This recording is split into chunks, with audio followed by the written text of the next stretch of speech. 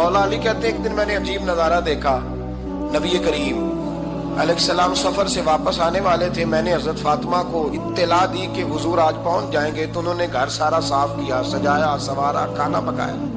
लेकिन फरमाती जैसे ही हुजूर अंदर दाखिल हुए ना घर के, जनाब फातिमा ने हुजूर का चेहरा देखा तो हाथ पकड़ के चूमने लगी।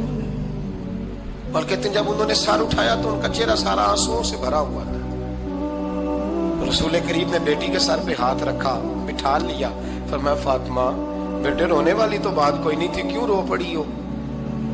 तो अर्ज करने लगी महबूबा मैं बचपन से देख रही हूँ, मेहनत करते, जद्दोजहद करते, मुशक्कत करते, या रसूलल्लाह आज आप आए हैं तो आपके चेहरे पर थकावट के आसार हैं, हुजूर वजूद थका हुआ है।